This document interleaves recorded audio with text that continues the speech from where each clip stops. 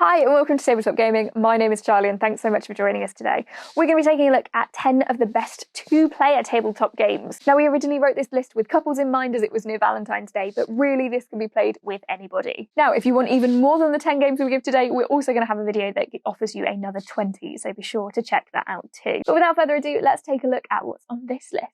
Number 1 is Patchwork, an example of Uwe Rosenberg's excellence. This is a beautiful, calm, tile-laying game to create a beautiful quilt. You can also sub in Patchwork Doodle, which is a personal favourite, which is the roll and write version of it. Basically, you're purchasing patterns using buttons and you're going to try and lay those out to make the most attractive quilt. It's one of those super simple games where simplicity wins out. And it's just a beautiful, calm and fun game to play. Next up is Android Netrunner. Any number of card-based games can sub into this list. We could have done Magic the Gathering, and in fact we do in a different list. But Android Netrunner is in theory a little bit more tense, a little bit more atmospheric, and a little bit more head-to-head. So if you enjoy that, this would be the one that we'd suggest. Now, of course, this may be a little bit tricky to get hold of. However, any card game of this style can be subbed in its place. Number 3 is Mr. Jack, a cat and mouse game of hunting down Jack the Ripper. One player is the killer and one player is hunting him down, which makes it a super tense game to play. There is also an app available, but it's great fun to play on the board. There's also a spin-off version of this, which is a pocket version that takes only 15 minutes to play. So there's something for every timescale that you need. Next up is Hive. Now, we actually mentioned this on a list of games that you can take outside for 10 of the best, because there's no board, it's just tiles that you're going to be laying down.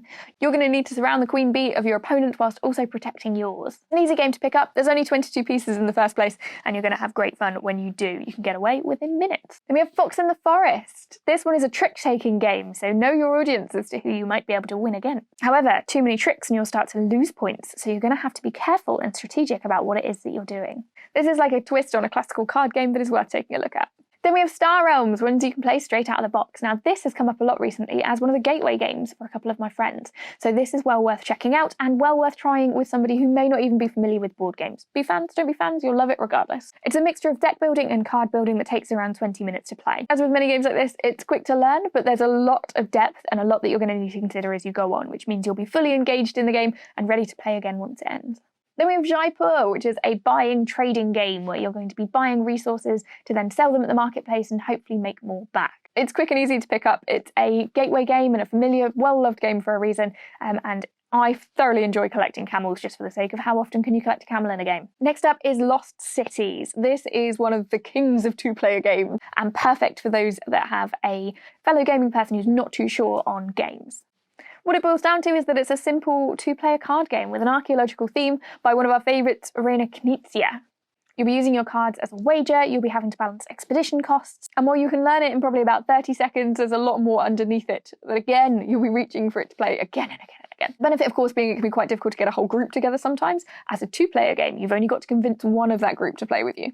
Then we have Hanamakoji, which I think is only on the list to try and make me say something wrong. Please let me know of the correct pronunciation in the comments so that I can correct it for future. You're going to try and earn favours of the geishas, but your cards are impacted by others and you impact their cards too, which means the landscape is constantly changing and you're going to need to add a little bluffing into the mix to try and get to be the best. Winning is a case of providing the most gifts, but what happens on each turn might be completely different to what you expect from the outcome. This is a really clever little game and a really fun one to play. Finally, we have Seven Wonders Duel. This is where we've had a massive, phenomenal game, and then we've mixed in a two-player version, but we've made it a standalone. Now that's really nice because that gives a real focus to the two-player side of things. Now it's a tight head-to-head race. You'll pick your cards from the pyramid in the centre of the table, but you need to think strategically. You may need to leave some overlapping to prevent your opponent from picking them up, or keep an eye on when it is that you're picking up the cards that you are. That makes it a really tense, a really fun game and a really interactive one too. Winning is through military might, scientific value, or just the points at the end. And with that, thank you so much for watching. This has been our list of 10 of the best two-player games. Now keep an eye out, as I say, for the additional lists for a couple more if you're interested in playing new ones, but I'd love to hear your comments on these ones. Did you like them? Do you want to play them? Have you played any of them? What would you add to the list? Don't forget you can always find more at tabletopgaming.co.uk, but if you liked this video, please give it a like, please give it a subscribe, and thanks so much for watching. Have a great day.